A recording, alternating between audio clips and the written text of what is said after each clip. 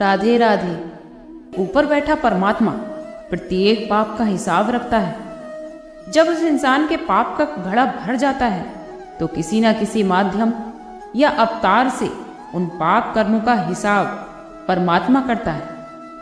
पूर्व जन्मों के अपने संचित कर्मों के आधार पर जो भी कुछ अच्छा और बुरा, पुण्य और पाप आत्मा अपने साथ लेकर आई है, वह पूर्ण रूप से एक तरफा बुरा ही बुरा या पाप ही पाप नहीं होता।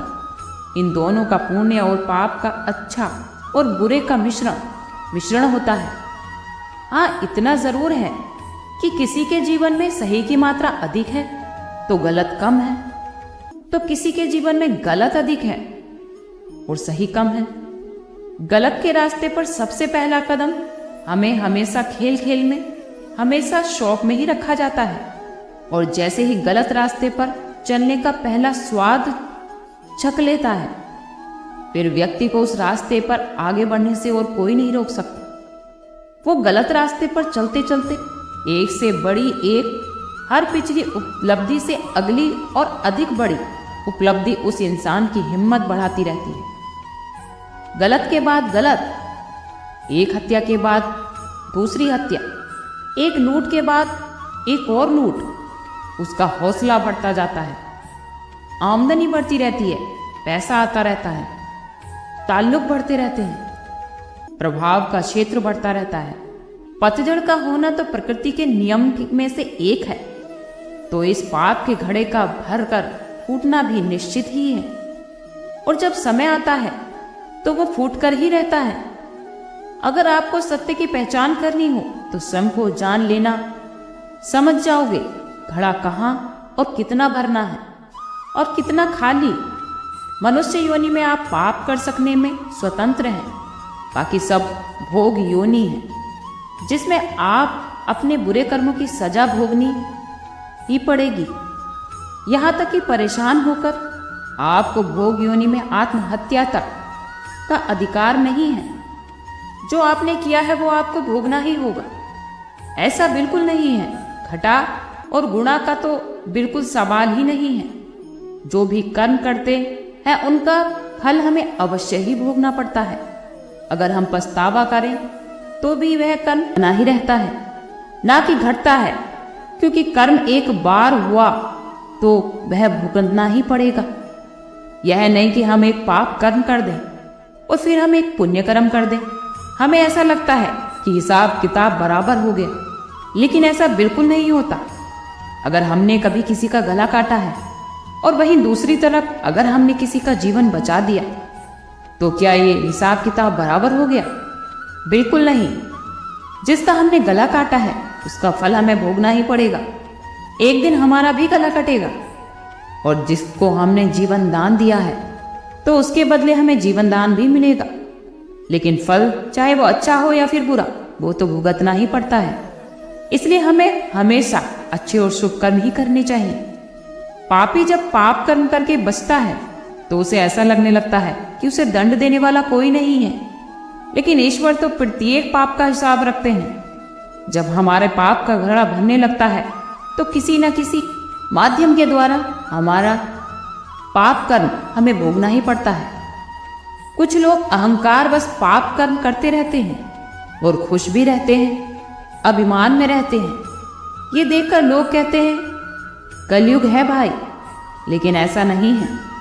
जब तक आपके पूर्व जन्मों के पुण्य फल आपके साथ हैं, तभी तक समय काल और भाग्य आपके साथ है। जैसे ही बुरा शुरू हो जाएगा, ईश्वर परम दयालु है, लेकिन उसके लिए न्याय से कोई समझौता नहीं है। उन्होंने तो खुद को भी दंड देने में कदम पीछे नहीं रखा। संसार का नियम है, जो जैसा कर्म करेगा एक दिन जरूर भरेगा। बुरे कर्म का अंत निश्चित है।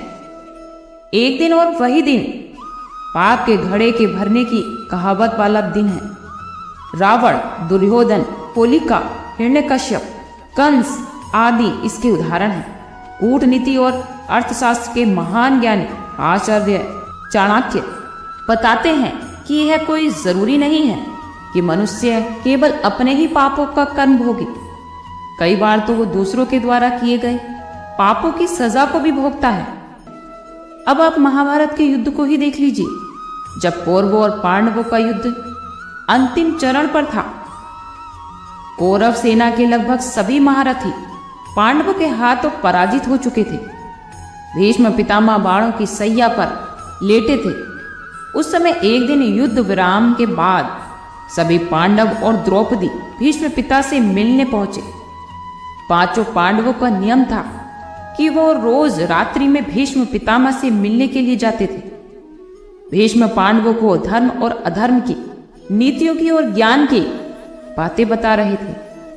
तब उन्हें द्रौपदी ने कहा कि पितामह, आज आप ज्ञान की बातें कर रहे हैं, लेकिन उस दिन भरी सभा में मेरा चीर हरण हो रहा था, तब आप भी वहां थे।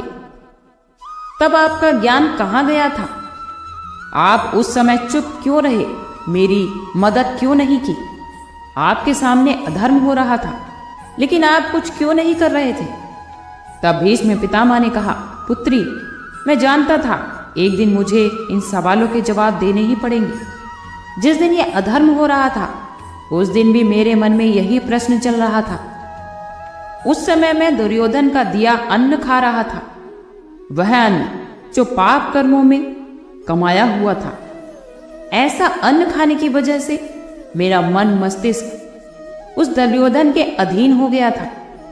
मैं तो ये सब रोकना चाहता था, लेकिन दुर्योधन के अन्न ने मुझे रोक दिया और ये अनर्थ हो गया। द्रौपदी ने कहा, आज आप ज्ञान की बातें कैसे कर रहे हैं? तब भीष्म ने जवाब दिया कि अर्जुन के बाणों से मेरे शरीर से सारा रक्त बह गया। यह रक्त भी दुर्योधन के दिए अन्न से ही बना था। अब मेरे शरीर में रक्त नहीं है। मैं दुर्योधन के अन्न के प्रभाव से मुक्त हो गया हूं, इसलिए मैं आज ये ज्ञान की बातें कर रहा हूं। भीष्म की ये बातें सुनकर द्रौपदी संतुष्ट हो गई और उसने भीष्म पितामह को प्रणाम किया। तभी तो कहा जाता है कि अन्याय होते हुए देखना भी सबसे बड़ा पाप है। धर्म के खिलाफ किया गया काम भी पाप की श्रेणियों में आता है।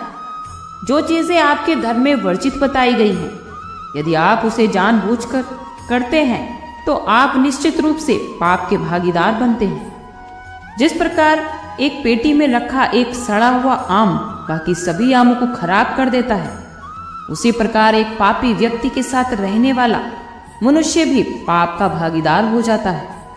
उसे भी पापियों के समान ही जीवन में दंड भोगना पड़ता है। शिव पुराण के अनुसार यदि कोई व्यक्ति अपने माता पिता, अपनी पत्नी या फिर अपने बड़ों का अपमान करता है या फिर भला बुरा कहता है, तो वह भी पाप की श्रेणी में ही आता है।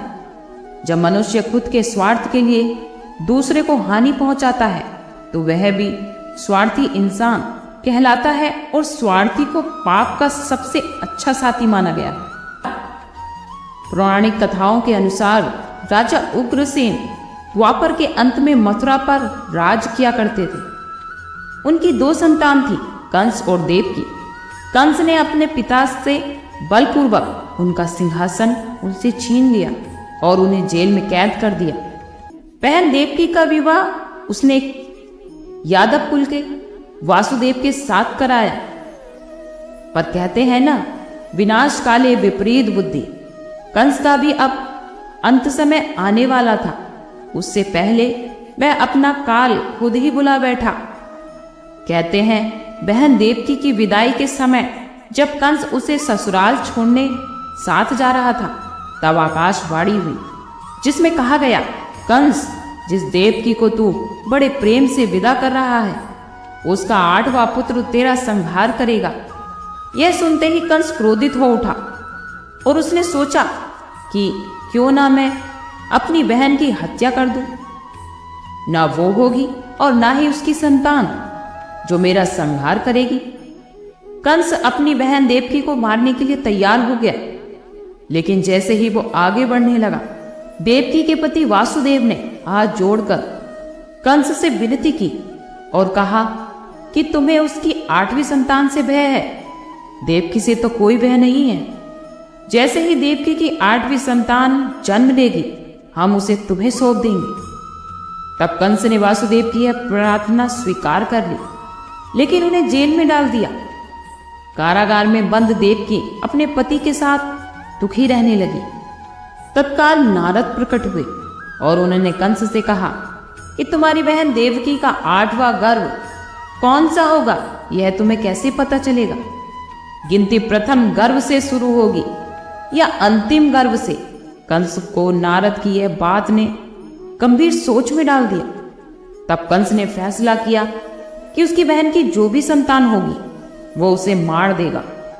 एक एक करके देवकी के जो भी बच्चे जन्म लेते रहे, कंस निर्दयी होकर उनके वध कर देता। ऐसे में देवकी और वासुदेव काफी दुखी रहते थे। कंस को अपने से ज्यादा और किसी का कोई दुख सुख समझ में नहीं आता था। फिर एक दिन वो आया जब देवकी और वासुदेव की 8वीं संतान ने जन्म लिया। ये दिन था भाद्रपद के कृष्ण शुक्ल पक्ष की अष्टमी, जिसमें रोहिणी नक्षत्र लगा हुआ था। कहते हैं रोहिणी नक्षत्र में जन्मे श्री कृष्ण जी को कंस नहीं मार पाया। उस दिन बहुत भारी बारिश हो रही थी।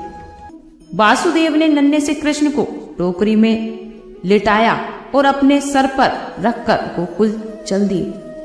वहां उन्होंने नंद बाबा के घर कृष्ण को रखा और उनकी पुत्री को ले आए। ये पुत्री उन्होंने लाकर कंस के हाथ में सौंप दी।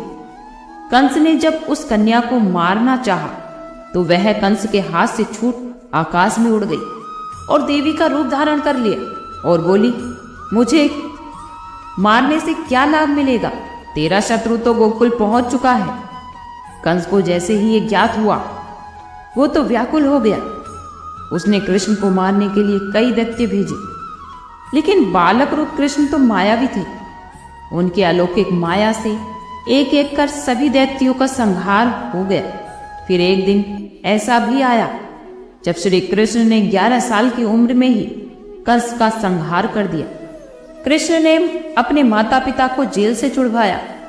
कृष्ण ने अपने नाना राजा उग्रसेन को भी जेल से आजाद कराया और उन्हें वापस राजगद्दी पर बैठाया।